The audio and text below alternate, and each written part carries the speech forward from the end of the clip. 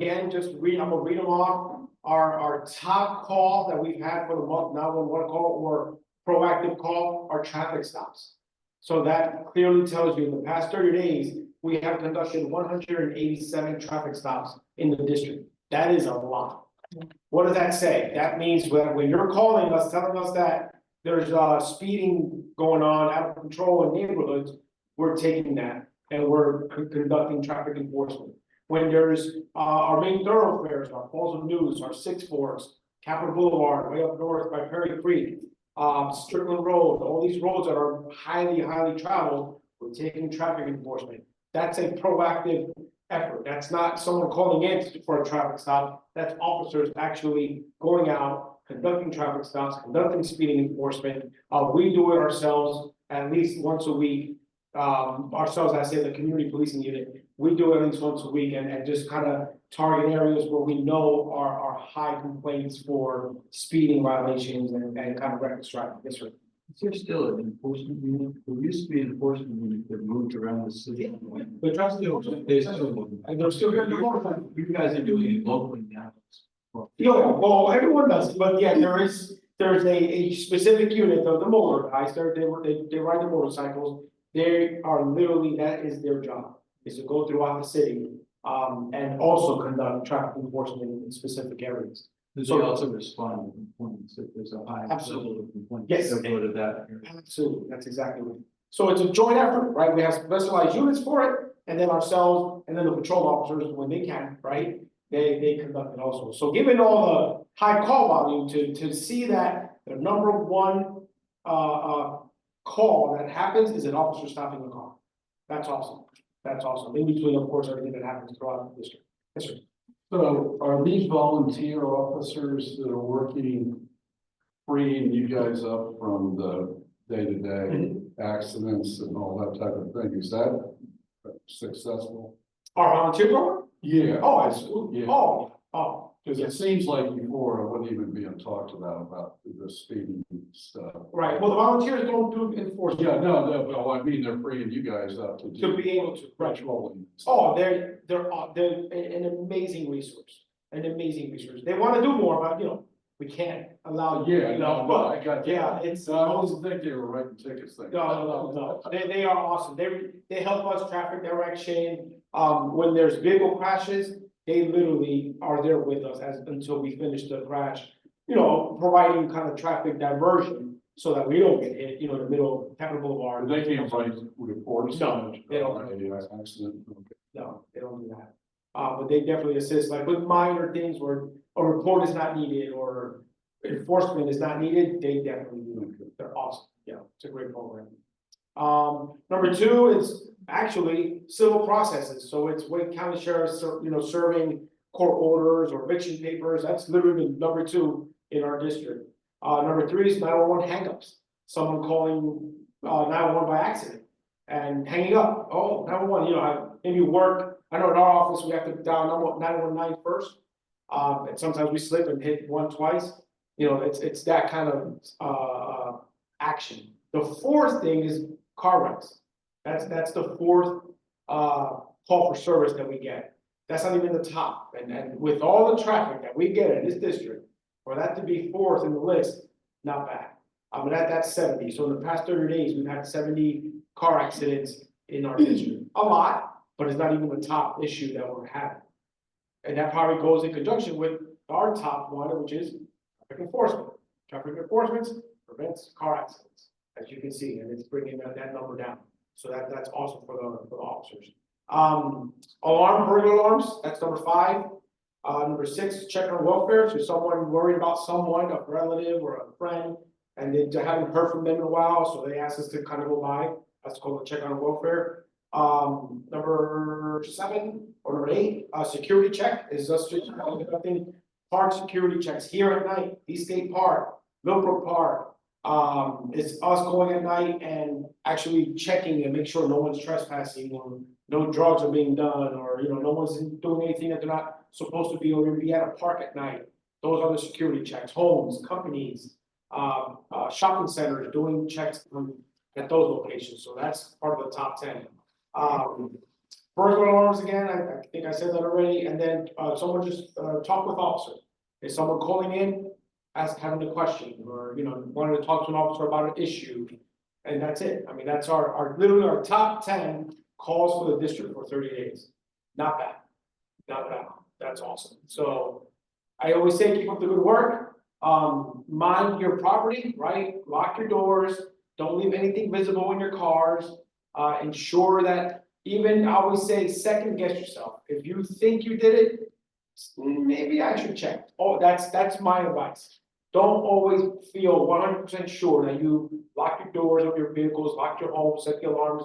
Always physically check. If you think about it, check it. That is our number one reason why cars get stolen, guns get stolen out of cars, and property gets stolen out of cars because they're insecure. So we have to be able to be our own police on that, right? Take control of your property and secure your stuff. So that's all I got. Unless anyone has any questions, should be good to go. Yes, sir. We went through a phase with a fair amount of road rage, and is that kind of calming down, or at least in this district? In this district, I haven't heard any major calls. I mean, it happens. And I'll be honest, we work every day. Almost every day. We work Monday through Friday and some weekends. I haven't heard, of a road rage incident. Maybe it's not getting reported, or maybe it's not happening, but yeah, it's funny to say that there's been a decline. With the traffic stops, you guys are a little bit more out there, maybe that's also A big deterrent. That's right. Something about these traffic stops at the officer, I mean, it really, really reduces, it's a domino effect. You enforce traffic, everyone starts to kind of act right. And drive right, drive safe. Summertime, kids are out, school's out, so there's kids everywhere. Pool parties and, hangouts, and so we're trying to get out there as much as we can. The numbers, don't lie. Traffic stops are our number one. It's because we're trying to be as proactive as possible, given the call volume that we do have, within this district during peak time. So we're there. So if anybody needs us, of course, as always, everyone should have my email. If not, I'm sure I have it out there. And report anything you see, and let us know if there's anything that we can do for you, along with you. So July 9th, State of the District, huge event. Please, if you can make it, you will not regret it. You will not regret meeting our commander and getting the information you need for your district, or where you live. So good. Well, that's my cue. Sergeant, I do have one question for you. Yes.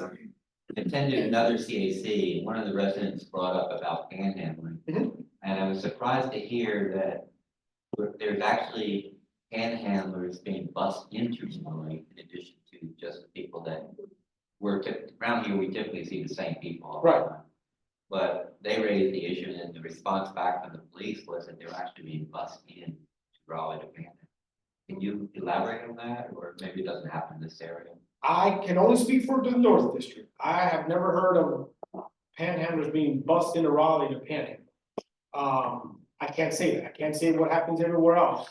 But that's hard to do. I don't imagine a bus full of panhandlers coming to Raleigh and just getting out and spreading around the city. Yeah, I don't know about that. We do have some. It's a problem. And we are actually addressing it because we do specific concentration and focus to help them find resources to get them, away from that intersection, away from that median, or away from that ramp where they can easily get hit. We always try to help and provide the, Acorns type of unit, which is that kind of resources for mental health and homelessness and, food insecurity, all this resource that we have to be able to help them. Eventually, they refuse. We have to transition to almost an enforcement aspect on that. We try to make that the last resort and provide them the most help possible, but eventually, we have to do our job, right? And they can't be out there and causing such a dangerous situation with traffic. And so I don't know about a bus coming to Raleigh and full of panhandlers. Well, the CAC was from your own neighborhood, it was in South Raleigh, so the question came from South Raleigh. Maybe it's more prevalent down there. Maybe, yeah, I can't say, not up here. We have, they're everywhere, right? But that many that are busting, I don't know. Do you have any idea how many of these folks are actually homeless or not homeless? It's tough, you know, it's tough because when we talk to them, they don't give us an address, they say they're homeless. Yeah. So I can't say, you know, oh, well, then you don't, They're all you're not saying homeless. Yeah, they all say they're homeless. But I can tell you one thing, they make a lot of money. They make a lot of money in 8 hours. And if I can give an advice, I would say, don't give them money because that's just the need to continue to what you're doing. And we have the resources for them to be able to not have to do that and get them into a shelter and get them some help. But yeah, they make a lot of money. How do you know they make a lot of money? Well, cause there was this group, and they stand on the corner, they have this picture of a baby that supposedly needs surgery in Europe. And they're just collecting money, and they pull on your heartstrings. And this is a scam, this is a real scam. They have surgery needed, cancer, baby, but they, you know, they don't write it right because they don't, English isn't their first language. And they'll go up and down, up and down, up and down, and they have this poor baby, and so we stop them and say, hey, who are you, where are you from, who's this baby, I don't know who that is. It's a friend of a friend of a friend. And where's your friend? I don't know, she's in somewhere in Europe, Eastern Europe, and what? And how do you get the money? No, I don't know, my friend dropped me off here, asked me to, and then they build this story, and they have a container, a jug, full of 20s and 10s, easily over $1,000 in that jug, easily. Clear jug, clear as day, and they're just walking up and down, up and down. And it's a complete scam, but they make a lot of money. And so now, because we've done enforcement projects, you don't see them here anymore, they'll just come out, and if you see them driving around, call it in, or standing around, call it in. You'll see it, it's a big old poster, and they have babies or someone in a hospital bed, and it's just a, Google picture that they printed out, put it on there, and it's a huge scam. Oh, yeah. I have a random question. What about the man who stands over the corner of Nova? Oh, I actually know him. He looks like he may fall into the street. Mm-hmm. He's on the. And he's begging? He's bent over. He's actually legitimate. He actually used to do yard work. He's got a sign that says he's lost his house, his wife, his dog. He rides a bicycle. Right. I just wondered about. He's legitimate. Yes. He is.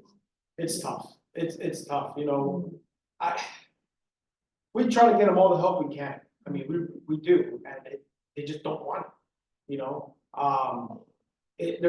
I know one was begging and literally hasn't had a Venmo account to send money to. I've seen it too. Yeah, but you want to call for Venmo. To send money. I mean, so be careful, yeah. Yes, ma'am. The ones that bother me the most, because, they're standing on the side of the road, I can just drive a line. Now they're getting to where you stare at a stoplight. I mean, I was at a stoplight Briar Creek just this morning. And there was a lady there, and she was going up to the car, Wait. knocking on windows. And then there was the other one, and I meant to complain to Costco. They had let some lady walk around the gas lines, Costco knocking on. Wow. And That's when you get involved. And that's when that is a direct enforcement. Like when they're walking in between on let's say 6 Forks and North Hills, right? North Hills at the Beltline. And all that traffic that lines up, and sometimes they'll go in between cars and just go up, and they count the seconds when the light is gonna turn green, and they time it perfectly. It's like, it's an art. They go up as far as they need to, and then they get off the street, because they know the light's about to change. That is 100% not allowed. We will charge for stuff like that. And I feel like it's just dangerous. Yes, I mean, I don't very. do that in my window. I don't want them to push my car. That's right, And knock them over. that's right. You're right, you're absolutely right. And then someone, just by chance, is gonna clip the person, and all of a sudden, here we go, now we got a situation. Yeah, so the city has very, very strict rules on begging, right? They have to get a permit, and they can only beg from this time to this time. They can't stand on a corner, they can't stand on the median, they can't, I mean, it's almost impossible to beg. But again, our first step is not to just take them to jail. We try to help and we try to get them the resources. And get them, you know, the needs met that they have. And then when they refuse, then certain point we have to enforce. So that's why it happens here, but you don't see it so prevalent. And but as you may in other districts, just because we're trying to focus on it so much. We're trying to do it all in one shift, you know, we can't, but you know, we're a little bit at a time. You know, an elephant one bite at a time, so. Good to go. Well, thank you. I'll see y'all next month or July 9th, right? See you July 9th. Yes, Millbrook Exchange Park, all right? Have a good night. Thank you. Thank you. Appreciate it. Thank you. All right. Well, I see we're still waiting for Bonner Gaylord to show up. But we have Christina Jones. Nice to see you. Thank you. We have a little break now. Would you like to address the audience? Sure, always enjoy. Good evening, everyone. For those of you who don't know me, I'm Christina Jones. I am the District E City Council, which for Midtown, on 6 Forks, right after 440, that part of 6 Forks. So I am part of the council representation of this city. A lot of big things. We have one more meeting coming up on July 2nd, and just finished the budget, which was passed. It was passed. Jonathan was not there, but it was passed 5-2. 2 no votes. I was one of those no votes. I have learned in this 2 years that I've been there that I don't know enough. They are not, I don't feel that we're being educated on what we're voting on. We get to see maybe 3 departments, just some stormwater and sanitation. And then they tell you what their increases are gonna be, and then I don't see anybody else. So I don't see our police department, I don't see our fire department, I don't see any of them, and yet they've asked for things that I can't really say, oh yeah, they do, but they don't. And so I really felt the last 2 years it's been that way. So my no was more about, I don't feel like we have enough information. We got the budget on May 21st, and by June 4th, 2 weeks later, we were voting on a $1.4 billion budget. And we could vote up to today. Today was the last day that we could have voted, and we did it 20 days ago. So it's almost 3 weeks that, why wouldn't we take that time to like really talk about it? So, you know, not meaning to bad bubble, but that is why I voted no for that. Yes. What do you think is causing that problem, and how do you think it can be corrected? Which problem then? The not lack of information. Lack of information, matter of fact, you folks didn't, all of a sudden, about 3 weeks before the vote or something, they came out with that 434-page manual, for you folks to start looking at or something. Oh yeah, the budget, yeah, it was 434 pages, yeah, and then we got that on May 21st.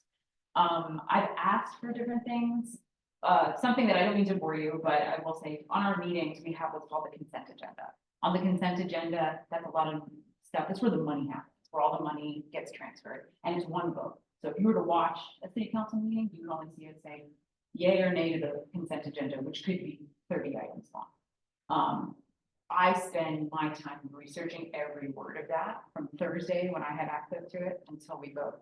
But I only have 4 days to do that and talk to other councilors. I have asked that we can be privy to what's going to go on these a lot earlier, and I've been told no. And I get very frustrated because I'm like, why you're making me like cram like a college student when I shouldn't. I'm running a city, like I should be able to have more time to learn and ask questions.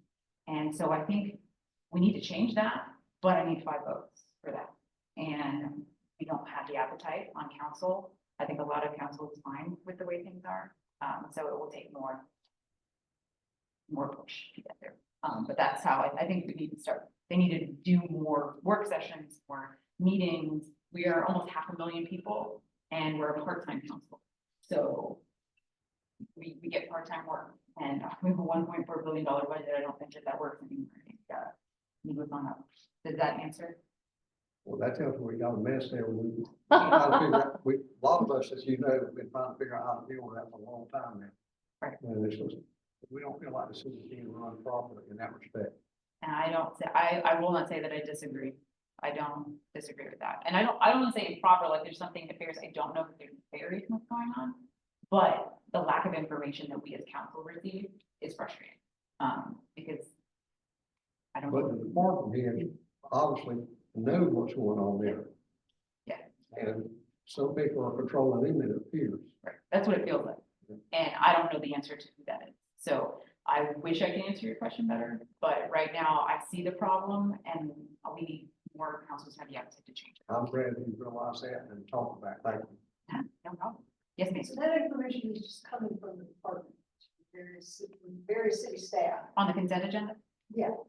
Yeah, so that's your water department saying, hey, I want a master service contract and we want to pay $6 million for it over 5 years. Then that's when I get into the, do we have an NWB participation number or, what is this? So they're We not always giving shoot you a little anything there. with that list and what they want. They're not giving you. They give you some context, but really if you've looked at it, it's like a paragraph worth of context or 2 paragraphs. And honestly, I don't know that I need that for a master service agreement. I'm not gonna know what they're saying. So as long as I get the gist of it and they can answer questions, that's fine.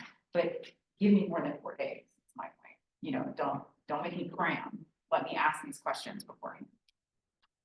And do you get a chance to ask them questions or no?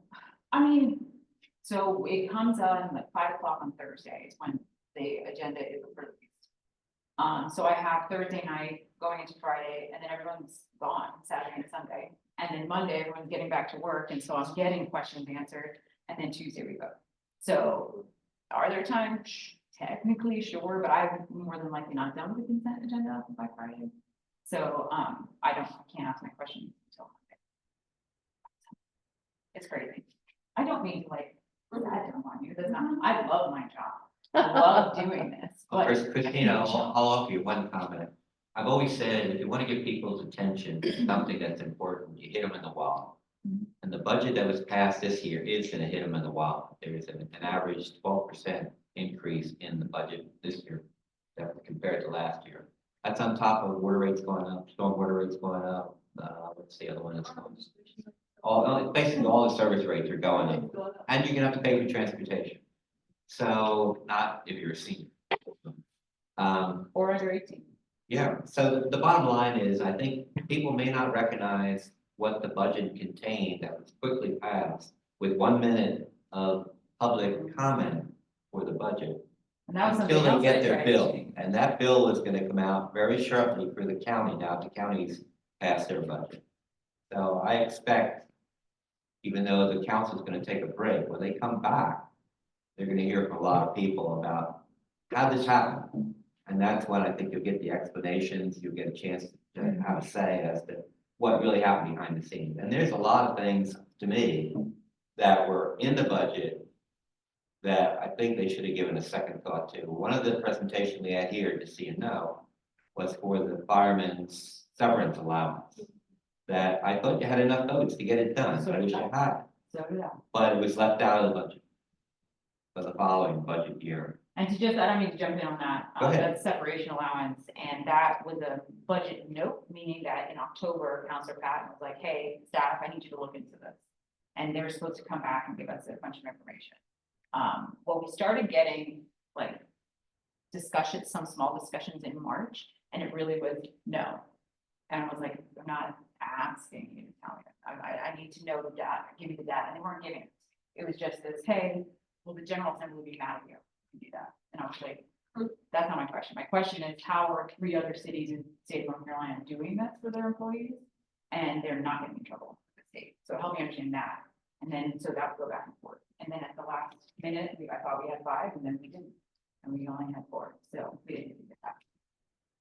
So with that particular thing, there was specific things with the fire department, they have what they call gap. And ECC, so it's fire and, emergency kitchens and 911. Okay, oh, okay. So when they said city employees, they were only talking about those groups, or was that? For separation allowance, yeah, Oh, but okay. not the rate, that's 2 separate things. Well, Separation no. allowance. So the separation allowance, they had the city employees on one side. Oh, at the last minute, so let me give you some. I sort of felt like, Yeah. yeah, there's a specific reason for the firemen they have it, because they're gonna retire early and they gotta get to Social Security.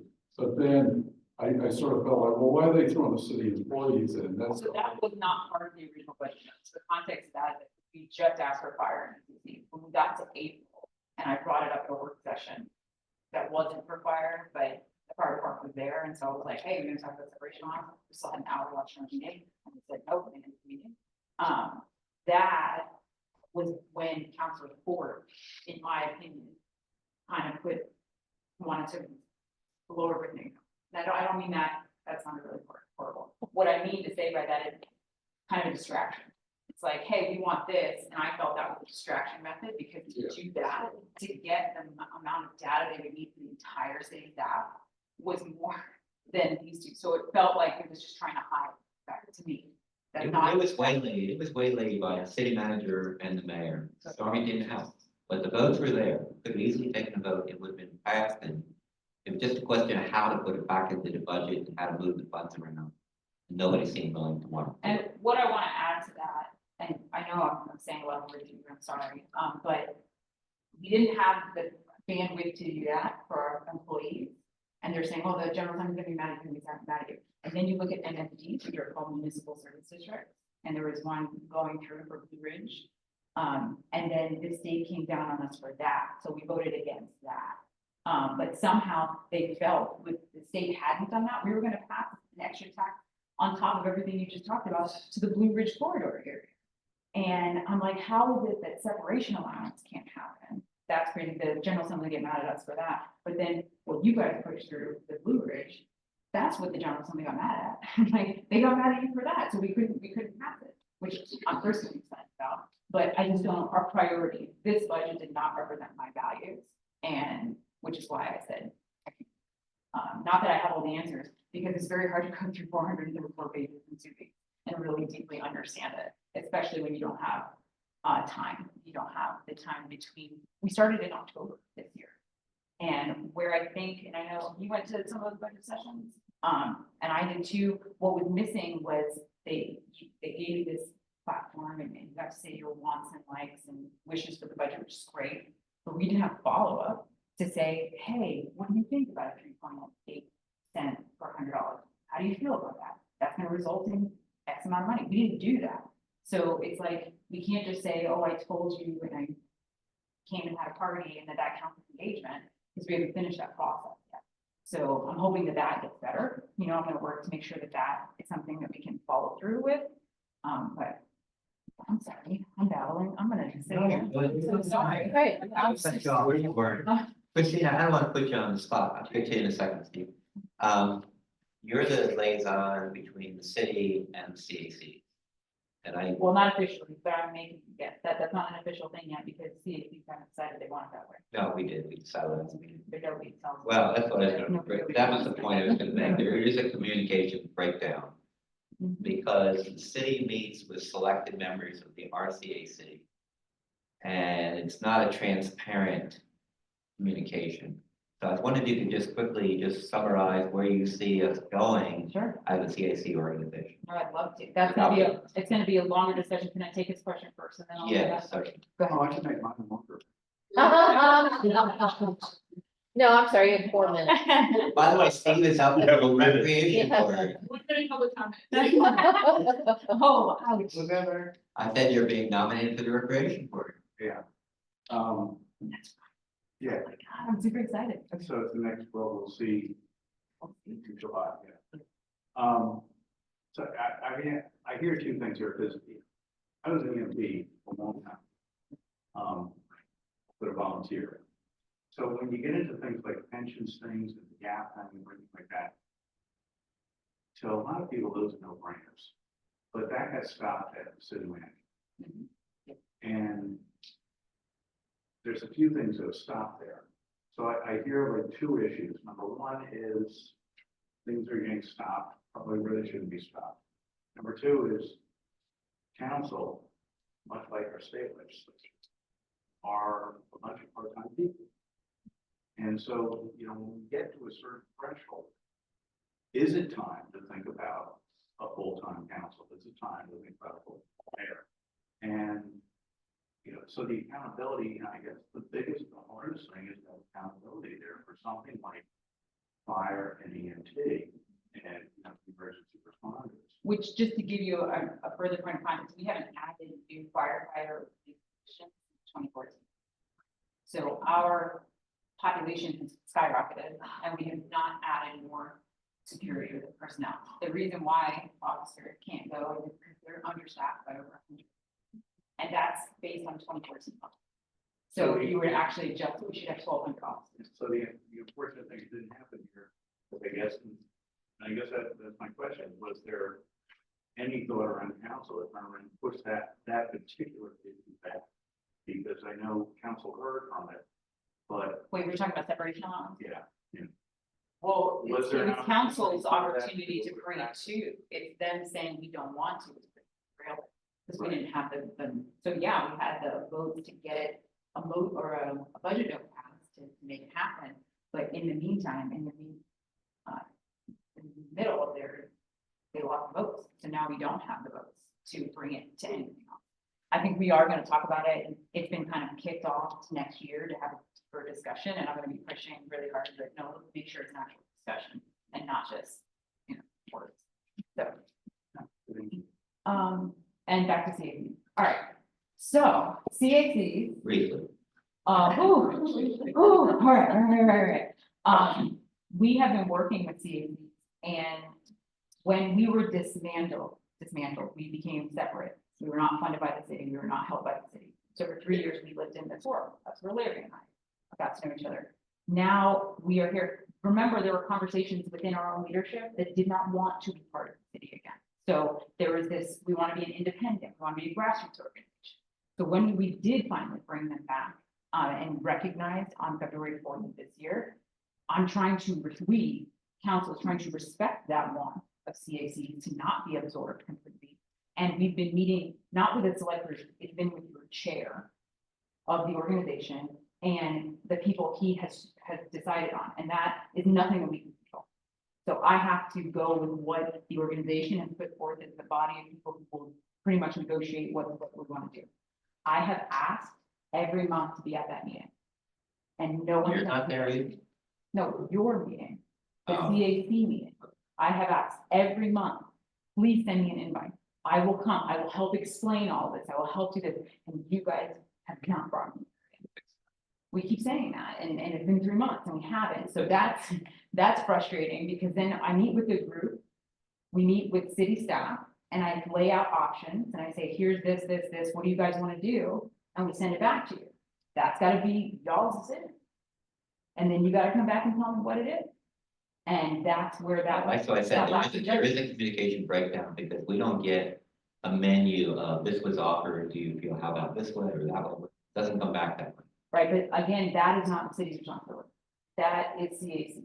And we are doing our due diligence by meeting monthly and making sure that we put all those options on the table. Whatever comes out of that, I'm making sure it's CAC led, which is what we didn't do prior to the dismantling. Is there a July meeting? Yeah. There is a July meeting, and so the ball is in CAC's court. This is not the city trying to prevent CACs. We've given multiple options of how to get back started, and we are waiting for CACs to decide how they want to. So what, This can group you clarify to for be me? established. How did this RCAC get established? Oh, it happened a long time ago. So they never went away? They've been in the background all along? No, well, when CAC got suspended, so Right. did the Raleigh CAC. Right, And the Raleigh CAC is the umbrella organization. that's what she's talking about. Yeah, That's all the the- group that's not, That's the one that I was the chair of until I was well, who is the one, the quote chairman in this select group? the chairperson is Robert. No, but who are they? Are they taking the place of the RCAC, the umbrella group? They are. No, they are, They are. So Robert Rice was my vice chair when I was chair. So now he is chair. And now he has some members that I don't ask, but he So brings. it is basically RCAC take two. yes, that's correct. And they have elections just like we have elections. It never stops.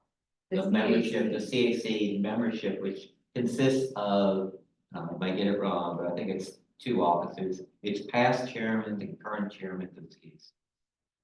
So you got the vote. Mhm. This- I will get the vote and I Oh, did you get have it. to. Well, we had a quick vote because we had to get somebody to replace Christie. Okay. I was just trying to understand, But they're due to where have is the umbrella group and how would They're all former, or they're really current or former chairs, and then they get That's how it together, used to and be. that is how it is now.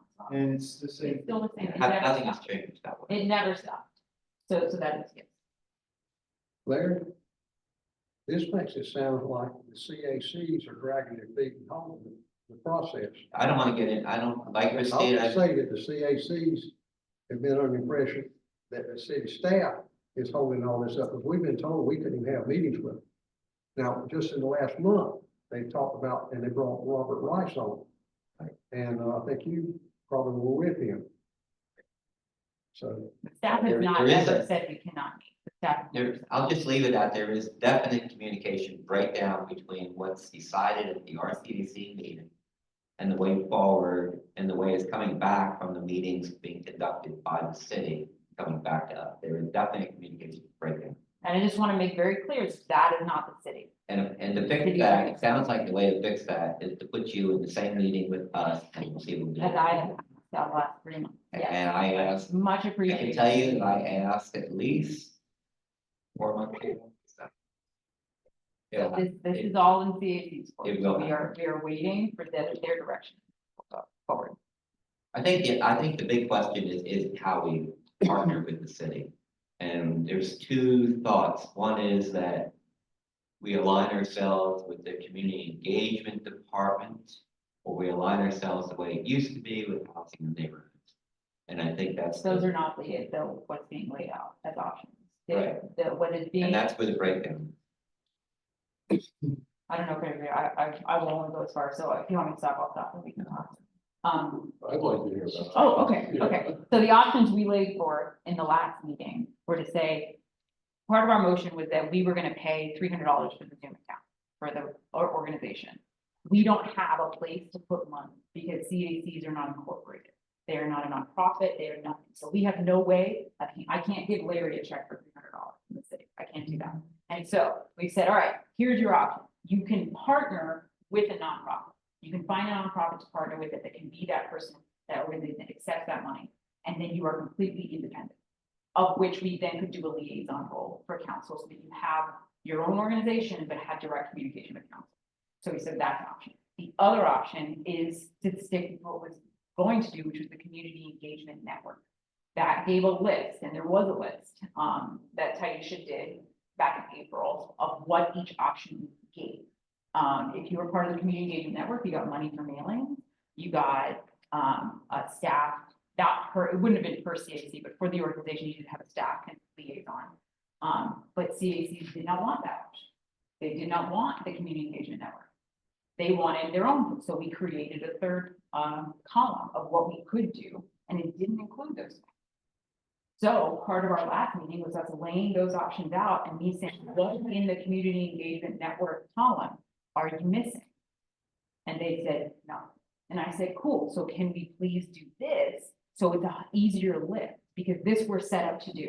CACs cannot be what they were, because we don't have the staff for it. So why don't you start off in community engagement? Then you don't need to partner with a nonprofit, then you can partner with the city. And you have a lot of the stuff that you used to have, not everything, but you have stuff that we can begin this relationship with. And we can grow it over time. So that was what they were supposed to bring back. So those are your two options, either find a nonprofit to partner with or partner with the city under the community engagement network. We meet Wednesday night.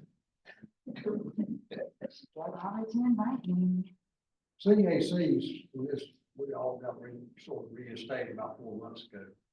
Felt like this was moved back very similar to where it was in short order. And, that has not, happened. It's And this, never gonna happen. Taisha's group, Taisha's, I think, is trying to do a lot of this stuff. But basically, she's had, 3 or 4 years now to get that group doing something.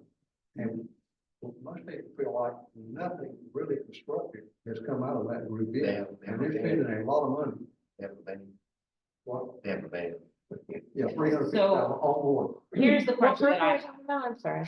I'm sorry. What group are we talking about? This is he's talking about the community engagement board. So there is a board for community engagement that the city funded. They do beyond what, they were never meant to replace CACs. That board was never, that was the What is intention. Taisha's 5 or 6, 7 and 4 weeks? What is that group called? The community engagement department. The community engagement department is Taisha and her employees. Yeah, that's Then you what I have was the talking board. about. They got a lot of money going there, and we have not seen. We've seen very little concrete stuff happen. We've been to one or two meetings where the public got to actually take a vote on anything. Other than that. Well, I don't they know just keep that, talking about we're gonna develop it, and it hasn't happened. well, few things. There were votes at CACs, but that was never binding. That That's was correct. Never binding. So, when they created this department, that was never a purview of theirs. So to think that at every community engagement meeting, you're gonna have a vote on something, that was never the promise of that. The community engagement department was created not as a replacement for CAC, because that council didn't like CAC. So they were never gonna do that.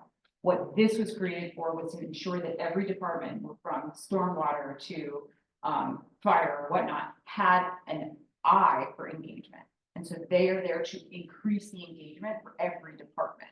They are very staff focused, that are trying to get all of that information to the community in different settings. They've had a lot of meetings. They spearheaded our alternative response unit, which I was upset that it didn't get funded this year. Well, 3 out of 4 of them got funded, but one of the biggest ones didn't. But they did 22 meetings specifically about that topic. And that's on top of all the other things that they're doing. So I don't agree that they haven't done anything. I think that as a CAC, when we say, if we compare it to what we had, it doesn't feel that way, but I'm not staff at all to give CACs what we had. What we had before is we had a staff analyst at every meeting, and we had maybe 5 or 6 meetings going on at the same time. We had 18 CACs per month. So that amount of staff participation is not possible. But if we remove that, we have space. Like, I don't know what else we're missing. We have the time, so we're increasing that. If we do the community engagement network, we do have mailings. We have all these options, so I don't know what is missing, and no one's telling me what it is. From a citizen standpoint, most citizens feel like they're not seeing anything, and if you folks are doing all this stuff, you need to be letting people know about it. Well, we do have the portal that is on the engagement portal, that all of these events are listed.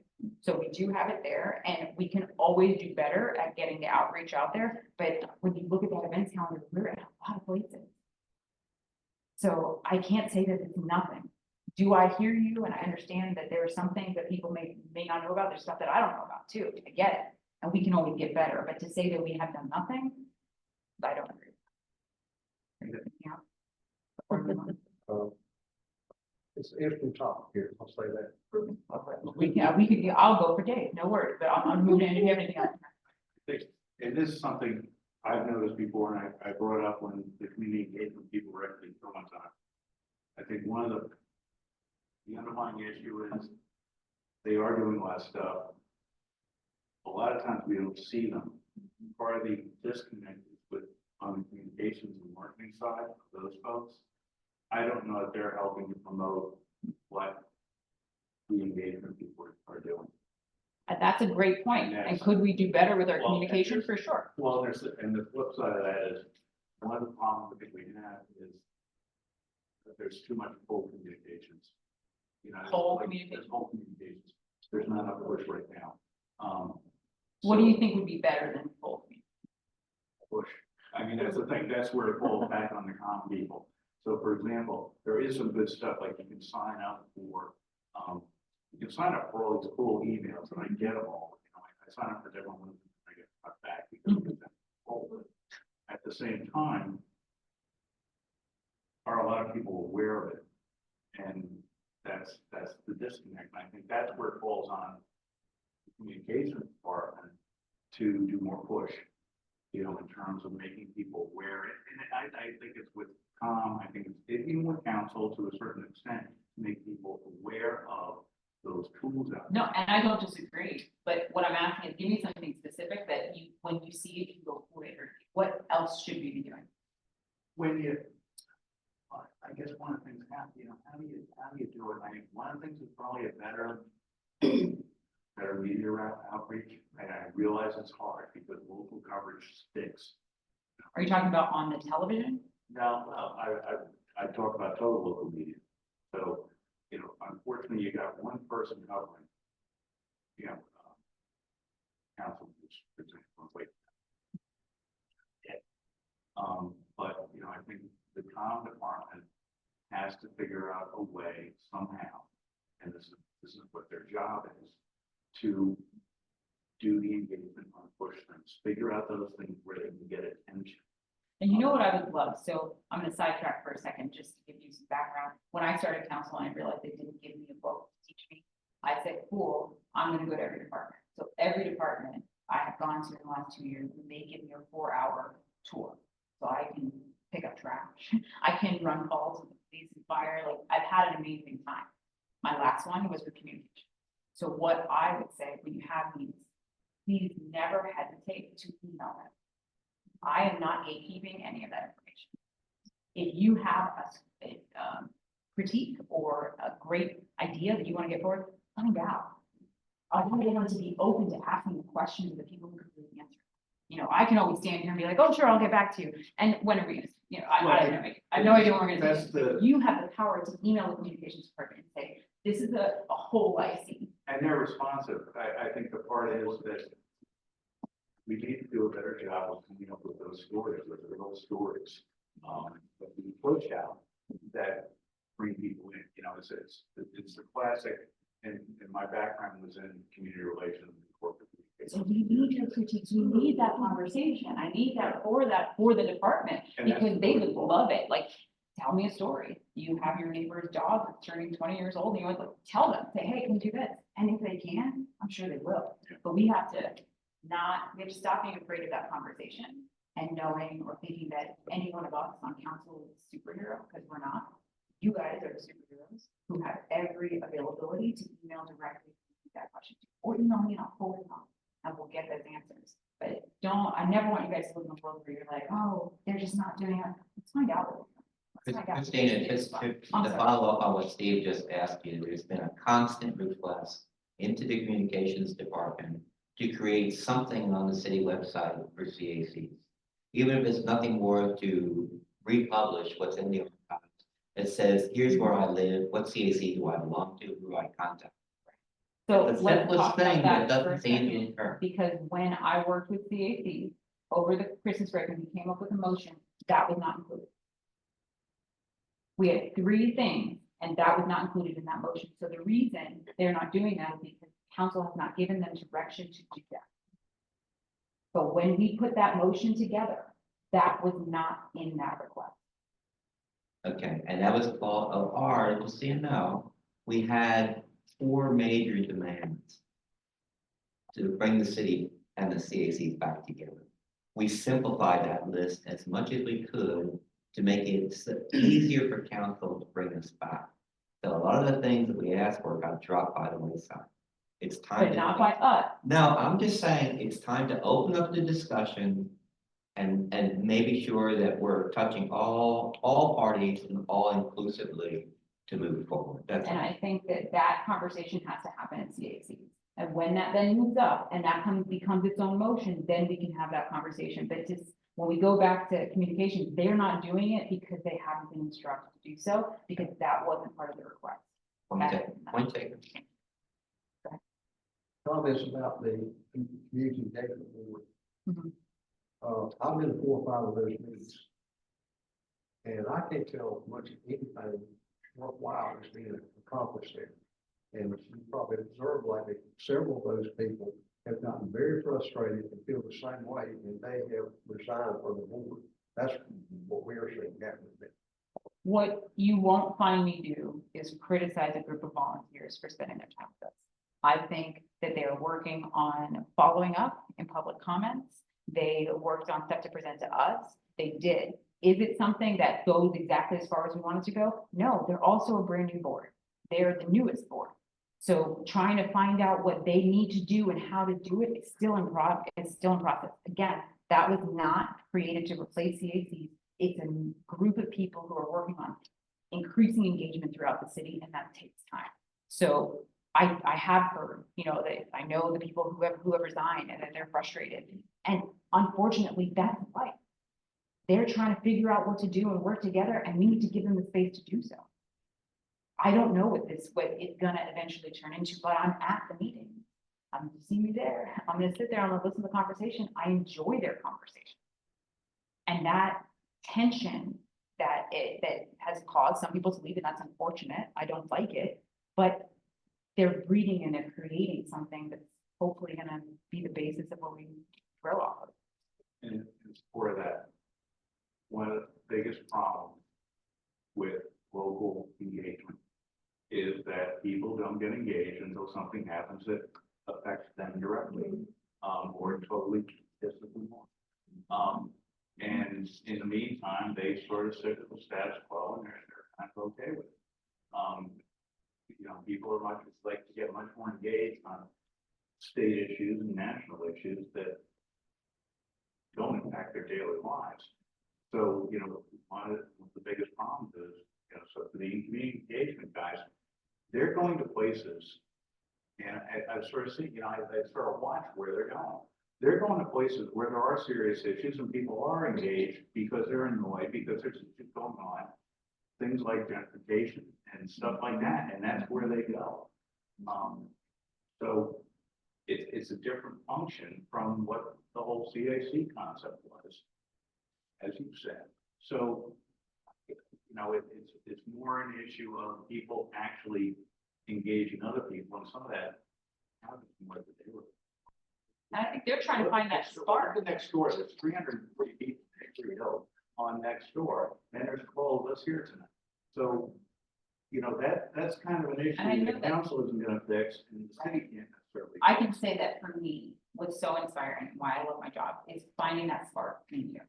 When you tell me, oh, I need a traffic, you know, a stop sign, and I come to your house and talk about it, and then a few days later, there's a stop sign there, and you're like, oh my God, my voice is up.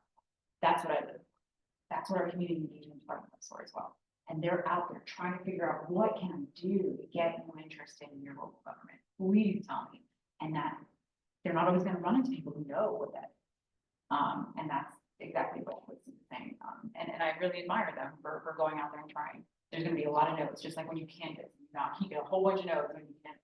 But you get that one, that's an amazing conversation, makes it over. So that's what I hope for us. I just hope that we continue to do that. And it won't happen, it won't be perfect, you know, in 5 years, it's not perfect, but we'll keep striving. I've taken up. No, that's all right, Chris. I'm so sorry. It was a healthy conversation. It was a healthy conversation. I didn't want it to be argumentative. It could have been. I think it was important for me to hear your point of view. I know what to take back to the RCAC. And we'll get it sorted out, and we will be listening to you very shortly. Christina, I want to thank you for coming out. We have a big problem getting any city council members through time to come out to our meetings. And so we are very appreciative of coming out here and communicating with us. This is some of the best communication we've had in many, many months. Like that. I do this every month. For my district. I do a community meeting when we go to La Cucina, we'll be there through October, the second Wednesday, 6 o'clock. Where is And that? it's on Glenwood Avenue, so near the Walmart, like in that shopping center. And what we do is we have dinner, people get their food, and I just answer questions. Like, there's no agenda, there's no nothing, I just go, tell me what you want to know, and we talk, just like that. So if this is what you're interested in, please come out and come talk, over at lunch. All right? Where is that? It's on Glenwood Avenue. It's near Pleasant, you know, that Pleasant Valley, right after Pleasant Valley Road. It's where the Burger King is, like in that shopping center where the Burger King is. And it's the Wednesday, Yes, exactly. I'm sorry. what Wednesday? Second Wednesdays of the month from 6 to 8 p.m. at La Cucina. Yeah, exactly. Thank you for letting me take your. Oh, no, pleasure. I'm so sorry. And Christina has, everybody knows, I've talked about it before, Christina has a rezoning in her area coming up to planning commission tomorrow. I will be there for it. I will speak in support of it only because it includes affordable housing. It's not gonna be immediately beneficial, if it comes to be, it's not gonna be immediately beneficial to the community because it has to live with 6 Forks Road constrained the way it currently is. And there is no state money or city money to improve 6 Forks. It took 10 years to get some money spent to improve some part of 6 Forks. The worst part is yet to come between North Hills and right below the interchange, where it backs up all the time. had several accidents because people just don't know how to merge. But that, I can't hold the developers, it's not their fault that Six Forks is the way it is. And they're gonna make recommendations for changes on Six Forks, like moving the traffic light to an appropriate spot, putting turn lanes in the way it ought to be. But, so I support it because it's bringing in affordable housing. Could they have put in more affordable housing? Yes, but that's, again, I've asked, it's now in the hands of the council, planning commission, to sort that out a little further. Where's it located? Located off Computer Drive, Where the new SEC. where the SEC Building. is going to disappear. 20 And, stories. well, the new one will be built with the new development, but the old one will disappear. All that traffic. Wow. Thank you, Christina. Very beneficial conversation. Thank you. I guess we're not gonna have anybody from Kane tonight. I will be following up on that one, see why he didn't show up for his 15-minute presentation. I'll try to get a presentation from him. One of the things I want to find out, I'm sure everybody else wants to find out, is when all the barriers on St. Albans Road will come down, we get St. Albans back to normal. When they're gonna put the traffic light in to go from Hardemont across the road to the back road, which cannot be completed till they remove the giant pile of dirt at the end of that road to connect to Navajo. That is the barrier, and that's, I think, why the development long since approved for Navajo Drive for 20-story buildings and more affordable housing has not been started. I have a feeling that there's a disconnect there somewhere. That's another meeting, another subject for the future. It seems to be stymied, and I don't understand. But again, it's Midtown in general, I would say. One other thing, I did get a note last night from Kevin Gard. A lot of you know Kevin.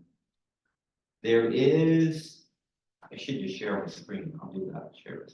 Is that the church? No, this is about NCDOT.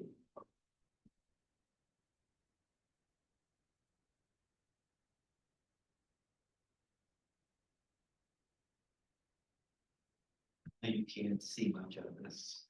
You can, yeah, you can. The point is that the state is now looking to put together their list of projects for, looks like next 10 years. And as you know, there are several projects in this area. One is on the books, and that's the interchange of Wake Forest Road and Interstate 440. Been on the books. NCDOT has not funded it, has not put together a timeline for it. I'm going to send this out to everybody so you don't have to take notes or anything. The meeting for this district was today, this afternoon. Obviously, we missed it. I'm hoping that Kevin went to the meeting and he can report back, and then I will report back out as to what happened with the state. There are some very minor projects. And the big project that's in this area, again, I didn't see on their list, is the multimodal bridge that's going to connect across the belt line. It's going to carry the greenway. That's going to come up from Crabtree Creek, Long Way Forest Road, hit the belt line, and then pick up again on the other side of the belt line and come out all the way to Eastgate Park, is what I understand the plan. But nothing will get done for connectivity until somebody makes a movement towards the multimodal bridge. Another conversation another day. But I suggest you all go to the NCDOT website, make your feelings known. If there is a survey, complete the survey, let them know the week fits. That's what It's in this note, and I will send this out to everybody this evening. and it's specific to our district. No, it's specific to the state. To the state. Yeah, so the first thing you see is a map of the state loaded with dots. You have to kind of focus it down to this area to see what's actually on their project.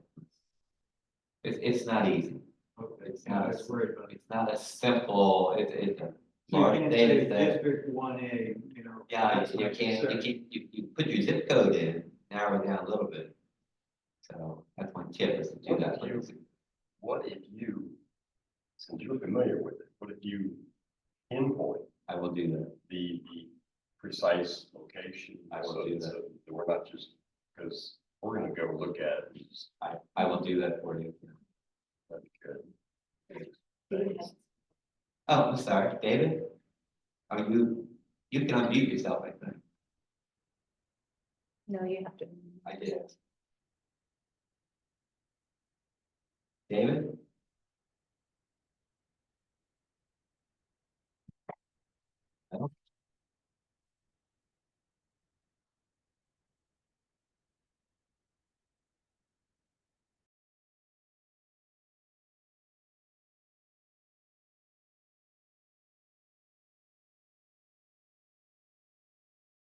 I'm sorry about that. Can you hear me?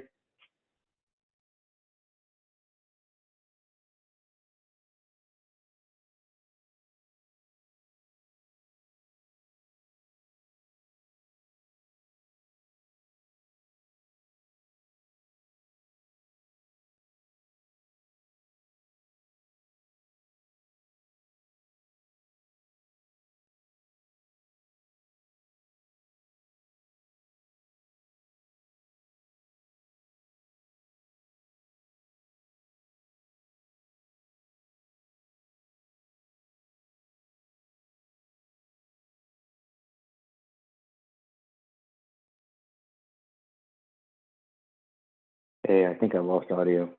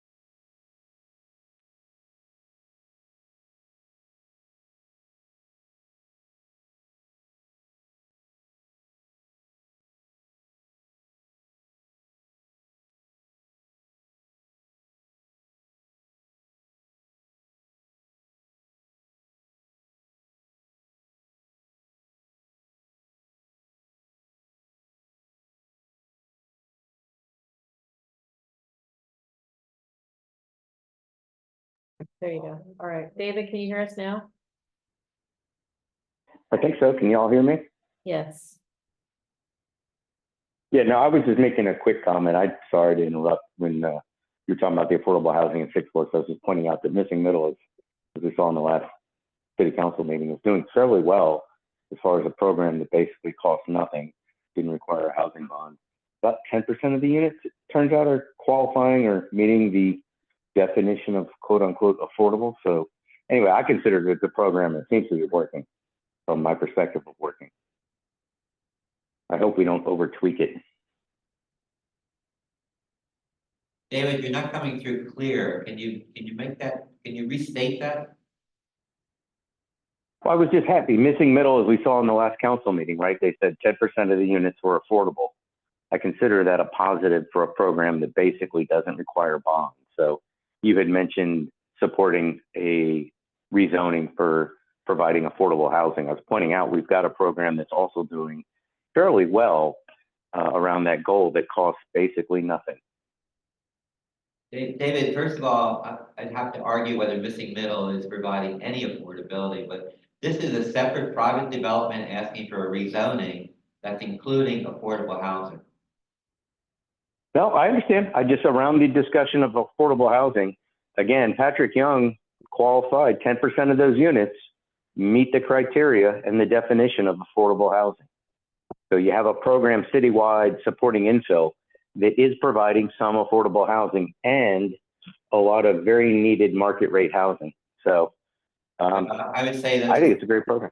I would say that's a statement that should be challenged because as far as I know, Missing Middle hasn't produced any affordable housing. Is that correct, Christine?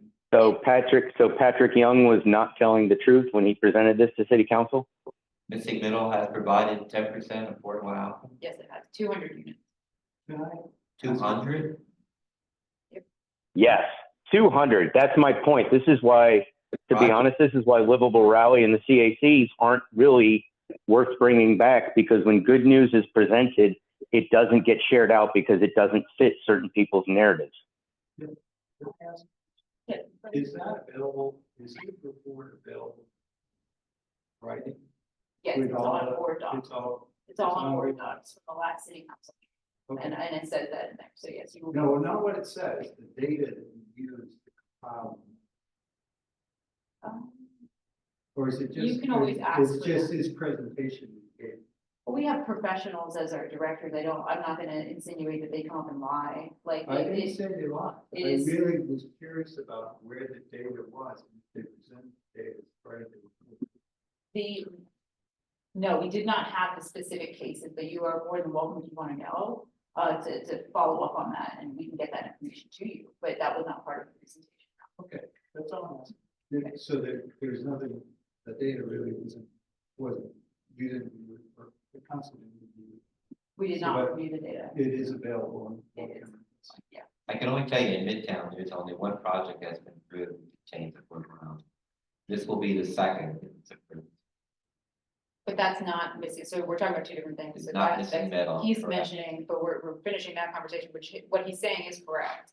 That is what And what I'm happened. saying, I like that, like the data.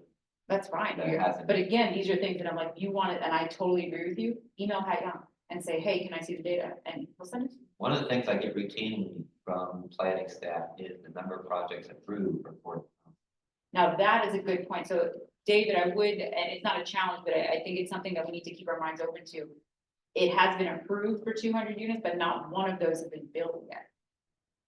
So while, yes, it has created the ability to do it, we are waiting for the developers to actually build any of those units. None of those have been put onto the ground yet of those 200. So let's also keep that in mind. And that's part of the thing that when I'm looking for metrics, like it's not just what's done or what's approved to be done. We want to see what has actually been created as units on the ground. So that's further clarification that we're. So that's part of the, they're in the pipeline, but they're not actually built. Right. Yes. And the other thing is that there's always this kind of shuffling on missing middle, that it really isn't about creating affordable housing. That that's a mistake, the thing that it was ever designed to create affordable. That's at least how the end reports. Are you asking? No, I'm just saying that I believe that's what the planning director would say, is that the missing middle isn't designed to create affordable housing. Right? They're So two you're different- asking me if Yeah, it, they're two different things, the missing middle versus affordable housing. right? They are not the same. The missing middle is trying to create more affordable, not in the traditional sense of 80% or 60% AMI, but things that are in the middle of the McMansions that are being built and well, townhomes, just giving a variety of options is what people say, yes. But it's to be more affordable, not affordable as we were speaking. Now, I'll follow up on that too, I'd like. So I might argue that there is a plus with missing middle to the folks who live on either side of one of those lots. Their property values are going. I keep thinking that's not happening, which generally is one of the things with zoning. Wait, I'm sorry, you said their property values will go down? Oh, yeah, on, if you build, a multi-unit dwelling on a single family lot, and then the people next to them, now, it's gonna pull down property. So that's a cost, I guess. I guess my question is this, has anyone really looked at what the impacts of this are with parking, with sewage, with the impacts on neighboring lots on there, and whether the people want those houses in there? Has there been any sort of study on that? Because there's a lot of negative on this whole thing in general. And I'm trying to be very careful because the lawsuit is still in litigation, so there are things, I'm just trying to be really careful what I'm saying, because I can't cross line, so I'm trying. Yeah, I'm not saying the data's there either, it may be, no one's really cares. Just looking at that. I think you'll find data from throughout the country. If you're asking for city data, I'm talking about here. yeah, we're building that now, like in that report that came through in that last council meeting is a part of that, is to say, here's kind of an update on where we were, and that's where we got the numbers, and that was a big question for us, you know, how much affordable units is it creating? And, Well, I'm not talking about affordable, I'm just talking about, is this a positive thing on the community overall to create, value in our community? Or are we just taking a shortcut here and shoehorning in multi-unit dwellings? I'll tell you this, if I lived in Hayes Park, let's say, I wouldn't want one of these things made. I mean, if I drive down Hayes Park, the streets, it's, you know, there's traffic, you know, the parking's already tight. And now you're building multi-unit dwellings in there. And is there the parking for that? If we're doing a lot of that in there, is the sewage gonna handle that, or we're gonna have to? Well, missing middle can be a lot of different things. You can ask Shane, he's got one in his backyard, basically. Quadruplex. Well, it's two separate buildings, two duplexes in your backyard. 4 units, Yeah, at $1.5 million. $1.5 million, 2 places, sorry. Yeah, 750 per building, $1.5 million. So it's two living units for $1.5 million. So, 1.5 acre lot.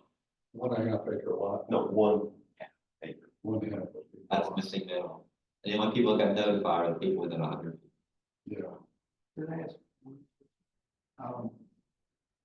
Part of that other wonderful article, because I didn't watch the city council, is there was a discussion about that city council wants to go and look at the missing middle mix, changes here or there, funds, tree preservation. What is that process going to be? Is it the usual, you ask the planning department to bring in some suggestions and then you look at them? yeah, and the second one was, which Mayor Baldwin did not like the term character, because there was The debate. the character of the neighborhood and then tree preservation. And so those are the two things that were voted on, what we've done is we've asked staff, hey, bring us back some information on that. So yes, we'll get a presentation of that and then start start a text change process, which is going to the planning commission, there'll be, you know, opportunity for public input at that point to see what those items that could be changed, dealing with those two issues. So it's in the hands of the plan. I mean, I'm sorry, but it's like what happened with the Six Words problem. You turn to transportation, you ask them to go find some options, and they come back with straw dogs that, you know, most of them are unacceptable. And then they finally go and they come back with, and so there's this. Well, what I'll say, and And I'm not- to gently push back on that, we pay our staff money, sometimes it's not public service, it goes more, but they are experts in steel. That is exactly what we should be asking. We should be saying, hey, transportation, hey, planning, give us your opinion on this. What I think I've witnessed in the past, what I would hope to contribute to the future is that discussion, is that push and pull. This is why conversations with councilors are important, so that we can raise the questions and don't feel like, oh, we weren't heard at all.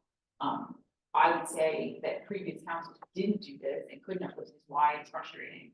But I would strongly urge you to remember that our staff are not evil people. They're not trying to like bring down Raleigh. They are trying to make it, they live here too long. Hopefully some of them, because a lot of people live in Johnson County, we can't afford to live there. But they are here trying to make the city better. We're not in competition, we're not fighting with staff. We're here all trying to work together to make the best outcome, and we're not always gonna agree. Some things, you're gonna say, I want this, and I'm gonna say the opposite, and one of us is gonna, you know, win of that, but that doesn't mean that they are bad. So that's who we should. Just bad people, I'm saying the process doesn't seem to work very well. Well, I mean, I can't argue that that's certain. And you sort of just brought this up in the budget process, that you've got 3 departments, where are the rents? Right, oh no, and to that point, that's right, but remember that you have 8 counselors up there who are not experts. could be, but they're not, we're not experts in that. And so, especially at first term, we're trying to learn what questions to ask. That's why I love these conversations, so that I can add this to the mix and say, hey, have we thought about this? Have we thought about that? So if there's something in a meeting that you are not hearing, then contact me and be like, hey, can you bring this up? And I'll be like, yeah, let's go. But that takes that conversation that we don't always take. So we are responsible for making sure your questions get asked, not staff in this moment. But that is the point of what the community engagement department is trying to get better at, so that they can do a wider outreach. So we are trying to make it better. I'm not sure I want to bring that one back up again, but to me, it seems like there's, and I can kind of understand why some on the previous seats don't want to get involved in public engagement, because the presentation they gave to us was basically their PR for the departments. They're about trying to take the message from the departments to give to the citizens.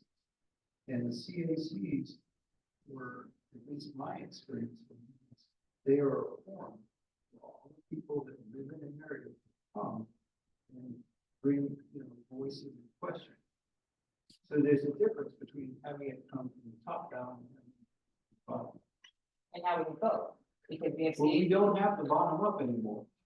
we have a we're whole trying to- organization who's We're trying to build that. we're trying to build it up. Right, we But, can't do that. but there's a disconnect when you ask for that group to reestablish themselves with the group that was created to push it down. But we're not asking.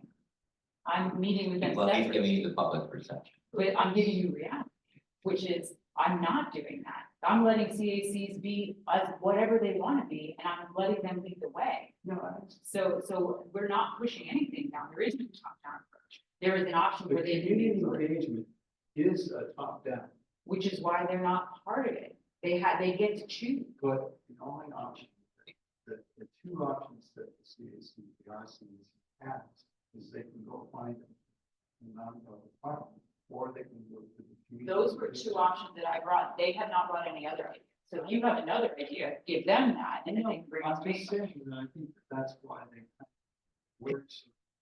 There was no rush to get involved in community engagement because they see them as different things. And that's good. They can find an organization, and that's why I can't give them all. Now, I don't know how we circle back to that. I forget what the initial point was, that we were making. Well, we were trying. Your observation is correct. I was trying to talk about the departments. I kind of, sometimes they feel like they're autonomous. And they're, like, an example is the parade. Did you all vote not to have motor vehicles in parade?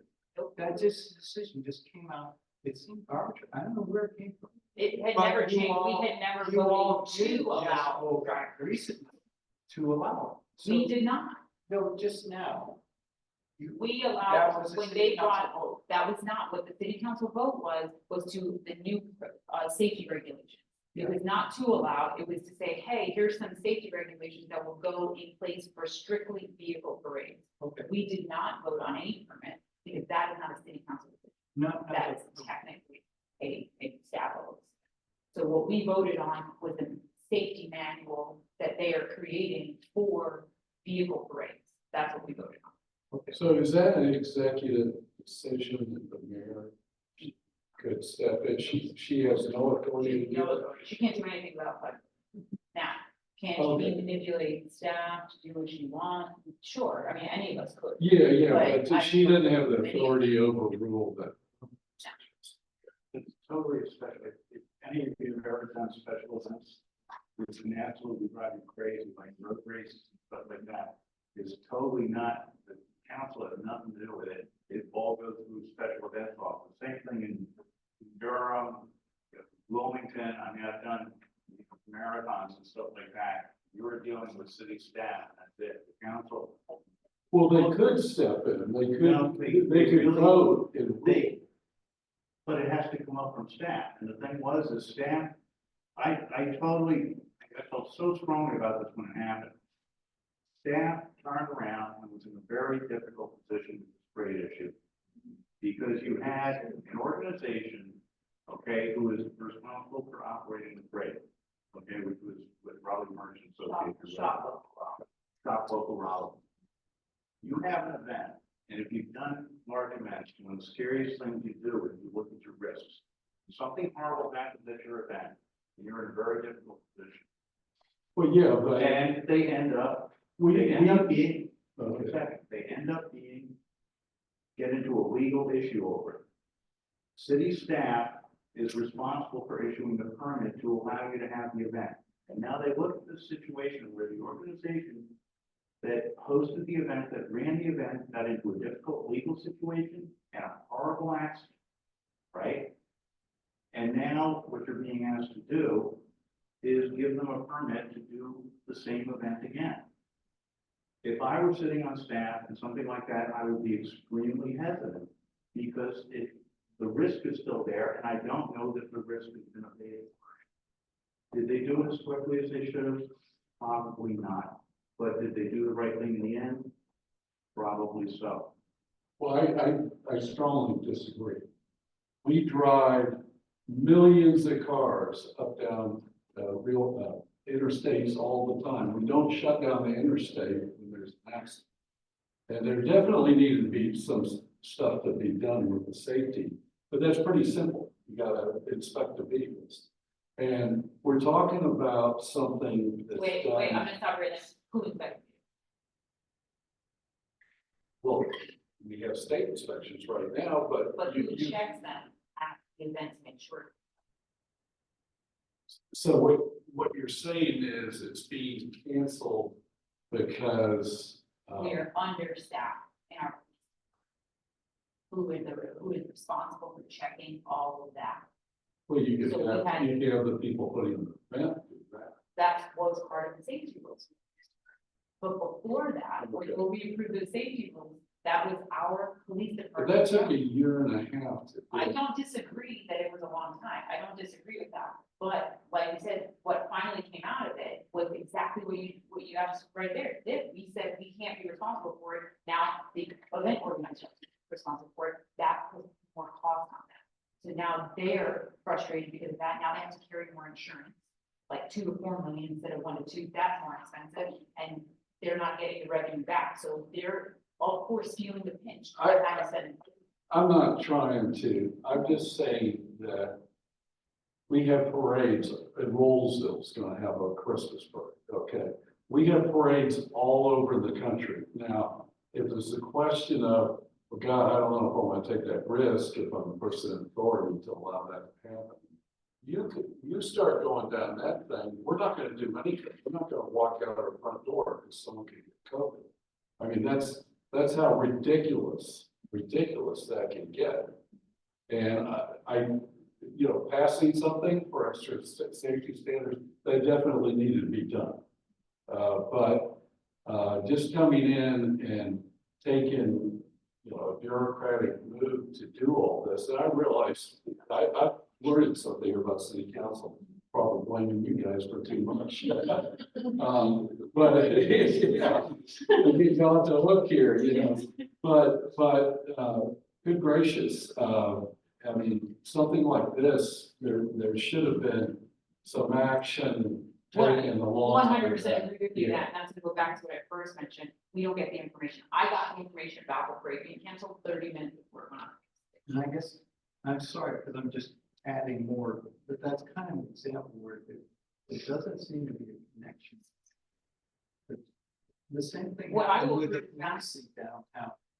What I will Tammy, you What I will bring it back to is that we are understaffed in every single department. So when you can cross departmental, and you can say, oh, I have this problem in traffic, oh, we have this problem in parks, they're all understaffed. Why wouldn't the city manager, and maybe this is the way the government is organized, I don't understand it, but why would the city manager, why wouldn't that be a communication to the city council saying, we have a huge problem?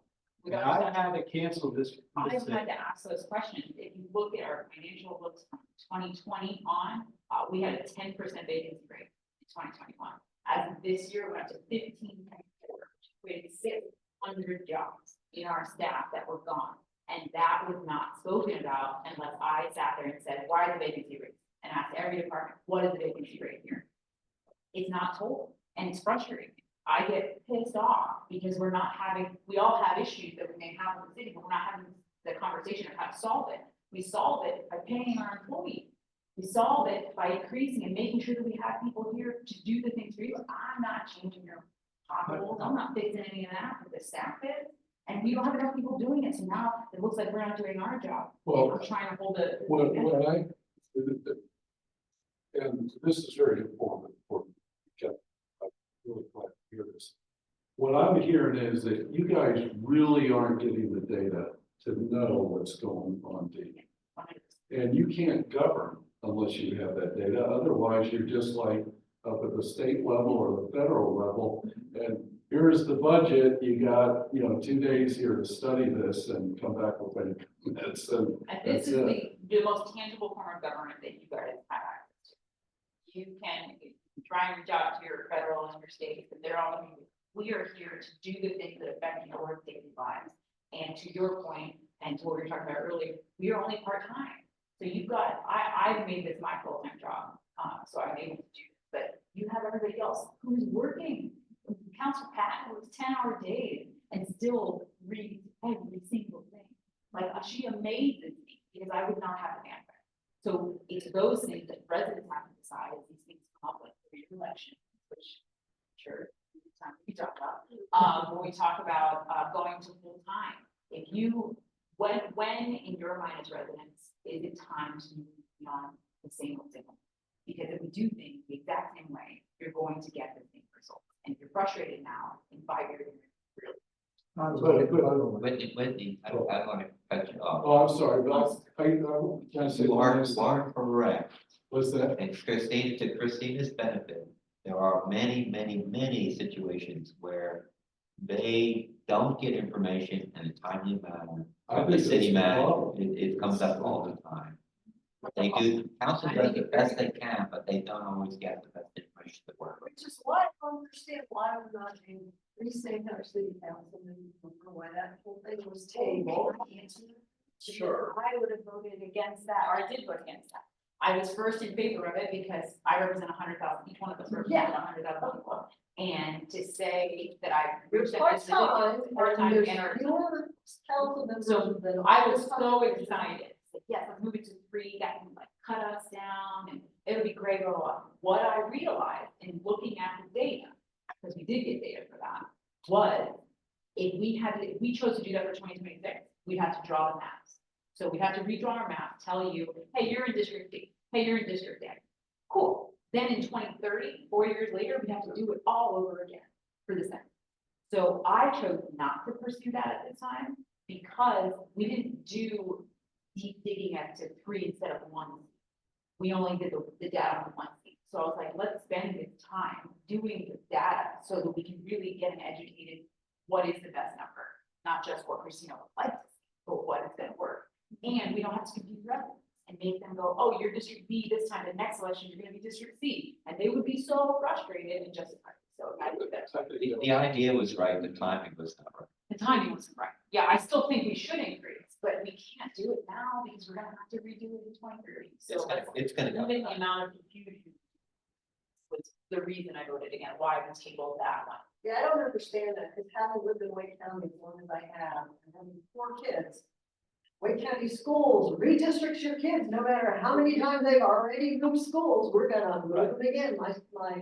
At the time, he was in 2nd grade, and he'd gone to 1 school for kindergarten, 1 school for 1st grade, then 1 school for 2nd grade, and he was like, so where do I go to school next year? He thought that when you change grades, you automatically change school. Well, Raleigh had one experience of trying to do redistricting.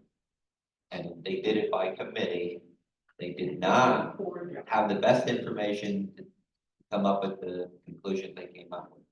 And that's the one thing that you don't want to see a repeat of. So at this point, I'd say the city does not have a good experience with redistricting.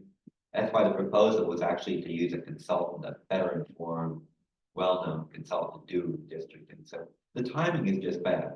It's going to cost the taxpayers a lot of money, but you could do it in 2030 with the new census data and do it effectively.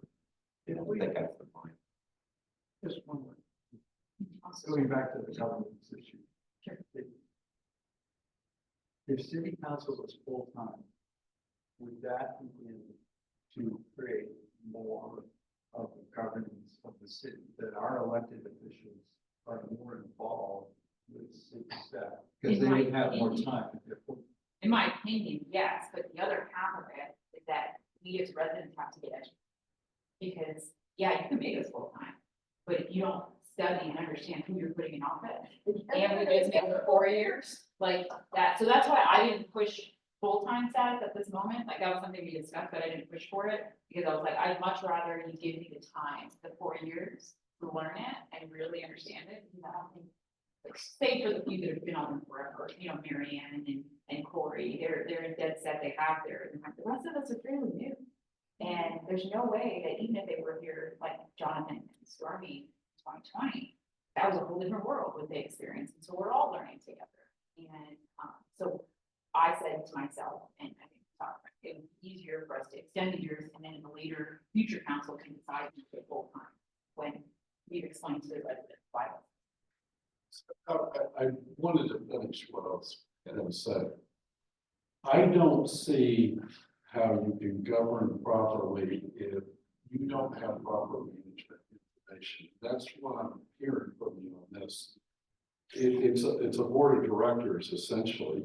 And if this were a corporation, someone would be getting fired down the line because they're not providing the proper. 5 people. Yeah, no, I know. Well, okay, but I guess that's the answer. It Okay. takes 5 Yeah. people. Yeah, I can feel one way. I could just hate it, be like, I want everything to change, but if I'm the only one doing it, like that means devil. I guess I'm bringing out a political position. You gotta, you have to, right, and you have to understand that that's gonna cause chaos in itself by changing the city manager. It's gonna cause, whether it's a big scale chaos or a small scale, that's the top person. Well, I'm not saying that you necessarily change her, but you can govern then and be in a position to be able to Right, change. those are the city extremes. The manager. extremes are you can change the person, you can give them better directions, but honestly, I don't know the direction. You have to have data, proper summarized data to be able to go. And I you know. don't have that. All right, gang, let me try to bring you to a close. Go ahead, Lou. Key point what you just brought up there, we need good people in all these council positions. And that's what a lot of us in this town have worked with, trying to accomplish in this years. And we've got some good new people in there. People talk more about people that are following this from the city council and the city in general, the way it's being run. And observe that the biggest problem has been for the last 4 years, the person that has been at the top, our mayor, has personally got her hands in everything and has made some things happen and killed other things that made good things that happen. We're getting ready to have an opportunity to change that, and hopefully we'll get someone good there. But that has been the biggest thing that has brought what the city's doing down as far as I'm concerned, and most of the people not talking. The way I would like to say it is, and I'm still learning this, is that we have, when we look at democracy, and we look at government, we have this rose-colored box and view of what we think it should be. And we listen to people who are, I'm gonna do this, I'm gonna do that, and they don't know what they're doing, because we didn't know either. And you walk in and there's it's a game that has been created that we have no part in creating. So I have to learn those rules. And so the government is slow, because when you switch back and forth, like my district is 10 to 9, all the time, they're starting back at 0 every time.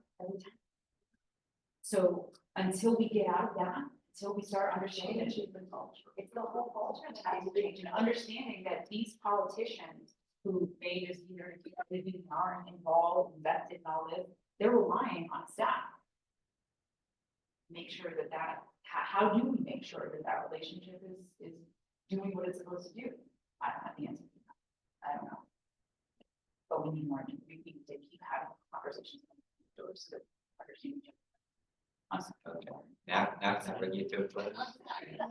We did really well. We had a nice community conversation with our counselor. It wasn't planned that way, but it turned out well. I think everybody ought to give a hand to Christine. Tremendously. Now, unfortunately, because council only mandated 10 meetings for CAC a year rather than 12, unless anybody has a complaint, I'd like to not meet in July. Anybody feel would like to meet for a purpose in July? That's something that the message coming back to Christina, that's something that should be changed. Some of the CACs do meet 12 times a year, or have that option. at We least. have to start somewhere. We would. We have to start somewhere, and so I wanna make sure we understand that that was 12. And then when speaking with the leadership of CACs, it was amended to 10. So it was not just the city that amended that. That was You in didn't speak to me. Well, I have a question. Why are there not CACs for it? I mean, I don't belong to this district. The other CAC that I went to was the one at Durant Road Ravage. That's not my district. They just haven't gotten. No, it's hard to find volunteers, that's the bottom line. It's just hard to get people to step forward to organize an area for a CAC meeting. The ones that are still in existence have had strong leadership over the years, and they pursued. Did you keep going when they were supposedly disbanded? Yeah, we've never That's disbanded. what I thought. Never disbanded. We had a nice person. help us with Zoom. Yeah. Yeah, we have. Yeah, Our and we do it, and we do it, by the way, we do it in a hybrid format, we do it without staff support, so. It's gonna be an interesting conversation forthcoming for the relationship. But please add, because we did recognize that as the issue, that part of the motion that we did was to include CAC training in our elementary college and citizens leadership academy. That's a free class that's available to every resident. So part of that was trying to solve that problem, because we understand that CACs should be having to solve it themselves. And we already have the infrastructure to have a class, so we did help with that. And then infrastructure sits in housing and neighborhoods, anyway. I remember that. So, again, I'm gonna bring it to, we're not gonna meet in July.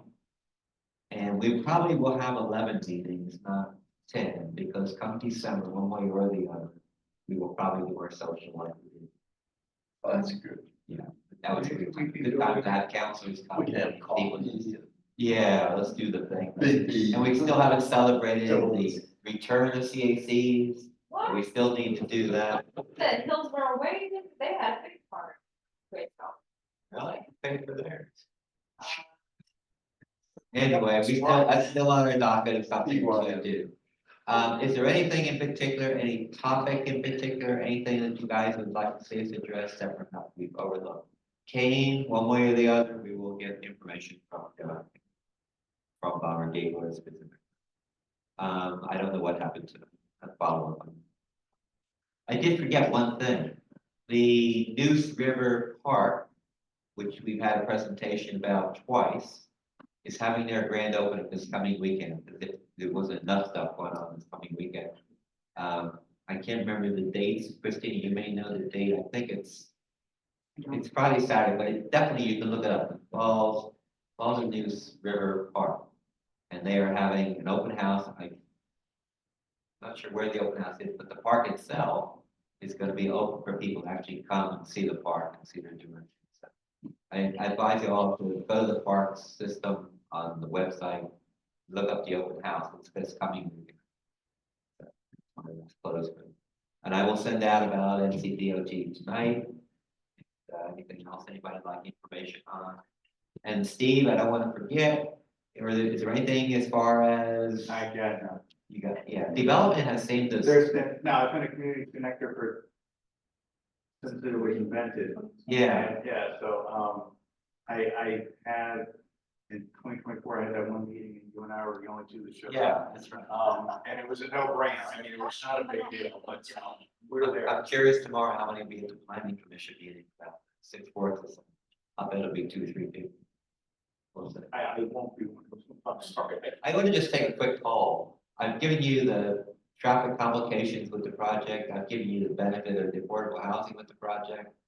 20-story buildings along the belt line with the woods as a protector should be a benefit, but in tune with everything else. There will eventually be 20 stories right across the other side of the belt line if that project ever hits the dirt. Is there anybody who feels strongly one way or the other about this particular project? Good. Want another half hour discussion? I'll let you know at the end. Well, thank you everybody for coming and appreciate it. Try to stay cool, stay hydrated, be safe. Women's March today. Sweating. You were out for that. I gotta speak.